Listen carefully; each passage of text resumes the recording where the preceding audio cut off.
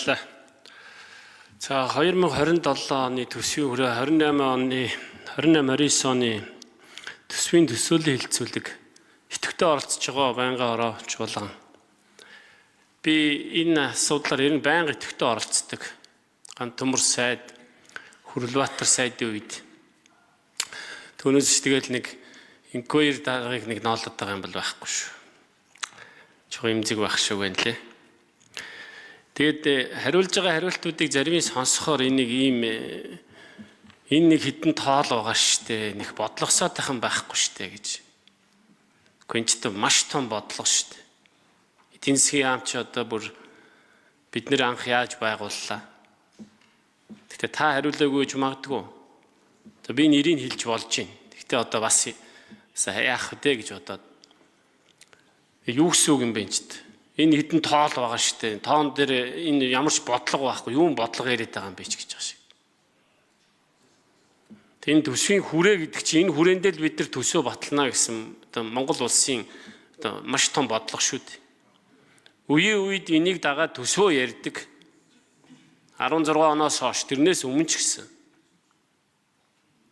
Тэгэхээр нэг гişүүд рүү нэг буруу өгөөд энэ хэдэн тоонд л яах ёстой гэдэг. Энэ хэдэн тоог чинь цаана бүх төсөвчин байгаа. Бүх Монгол улс чинь байгаа. Тэгээ тэрийг одоо анхаарч ажиллана үз. За яг би зөвхөн байнгын хорон дээр асуусан асуултнуудаасаа чуулган дээр асуусан асуултаа давхцуулахгүй нэг хоёр асуулт хэлэхэд бол та бол хариултандаа бол байнга хэлж байгаа. Төсөв данхар байна. Төр данхар байна. Зардал өндөр байна. Гэхдээ дунд хугацаанд тэр 40 ихт 80-а бууруулж болоогүй юм уу гэж би асуусан шүү дээ. Дунд хугацаанд 40 их 80-а бууруулж болохгүйсэн юм уу? Эн чинь төсвийн хүрээний маш том бодлого шүү дээ. Тэрийг нэг жоохон анхааралтай хандуулаад зоригтойгон шиг өөрчлөлт хийгээд ирвэл тэгээд инквайр сайд мондог байна л гэж хэлнэ шүү дээ ямар та. Би ямар нэг сайд дарга болох дуртай биш. Энэ ачсан намын зарим гүшүүд чи яага сайд болдгүй ингэж хэлээ. Намайг зөндөө урддаг би ийм сонин үед сайд хийх сонирхол байхгүй. Хийгчгүй. Энэ төсвийн хүрээний энэ мэдгэдлийн үеэр ер нь бол хамгийн нэг сонин тоо байдаг нь энэ эргэлээний үнийн индекс. За төвшин гэж ярьдаг болсон. Энэ бол бид нар мэдсээр байгаа мөртлөө застдаггүй.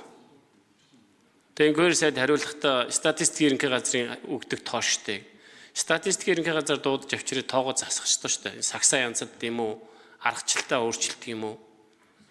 Үеийн үед 5-6% л одоо эргэлээний үнийн төвшин ярьдаг. Бодит байдал дээр бол дандаа хоёр оронтой тоотой. Энийг одоо засах ёстой. Би Хүрлбаатар сайдын үеэс л байнга хэлж байгаа, хоорондоо мэтгэлцэж байгаа, маргалдаж байгаа. Өнөөдөр аж ахуйн нэгжүүд иргэд үнэхээр зээлийн хүүнээс дээшээ гарах ямар ч боломжгүй шүү дээ. Тэгэхээр би бол одоо байнгын хорон дээр бодлогын хүүг ярьсан. Үнэхээр одоо энэ өндөр зээлийн хүүгийг чинь даваад одоо үнэхээр энэ яг зээлийн үүд л одоо үнэхээр одоо ажил хийж байгаа хүмүүс хийгээл эдэг зээлийн хүүгээ дийлэхгүй болохоор тэр хүн одоо ямар ч тийм итгэх байхгүй шүүмжилтэй байгаа шүү дээ аливаа асуудалтай. Тэгэхээр энэ нэг хадны мангаагаар айлгаад байгаа бодлогын хүүгийн асуудлыг янз одоо шийдвэл биднэрт бас гаргалгаанууд гарч ирэх магадaltaй. Хувийн хвшил хийх юм а хийгээд амьдруулах аваад явах хүмүүсээ аваа явуучих боломжтой байхгүй. Төр бүгдийг хийх биш. Энийг бас хэл.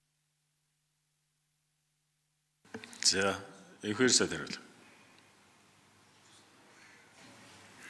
Төсвийн хүрээ хуулийн заасан 9 гол тоо үзүүлэлт байгаа. Энэ үл ерөөсөө Монгол улсын ирээдүйн төсөв яаж гаргах нь, ирээдүйн эдийн засгийн төсөв төлөөлөл, инфляц яаж тооцох нь гэдэг чинь бүгд энэ дээр л байгаа.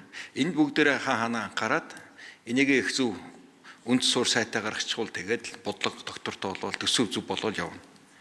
За энэ бол санал бодол тав дээр нэг байгаа.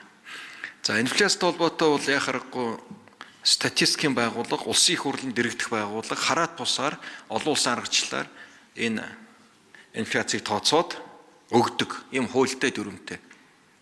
Энд хөндлөнгөөс нөлөөлөх болцоо байхгүй. Хараат бус. Зөвхөн их хурл энэ асуудалд орно. Тэгэхээр засаг бол тэр гарсан тооцоолол дээр бид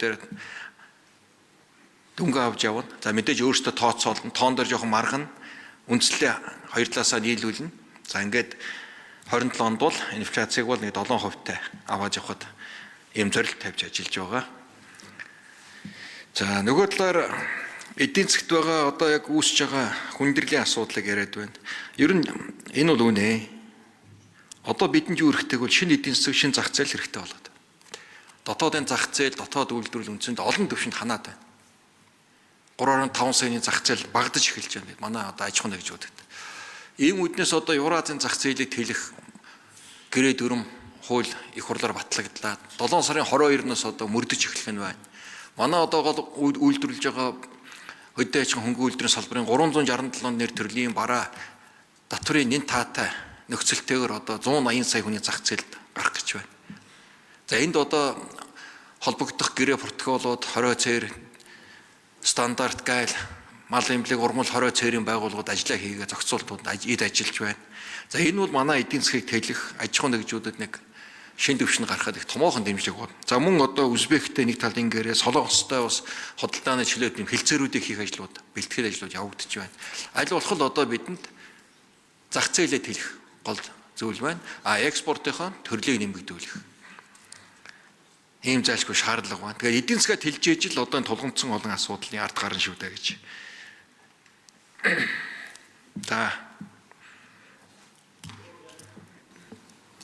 За Отхон Шаран Батнаар мэдлэг шүү. Толруулъя.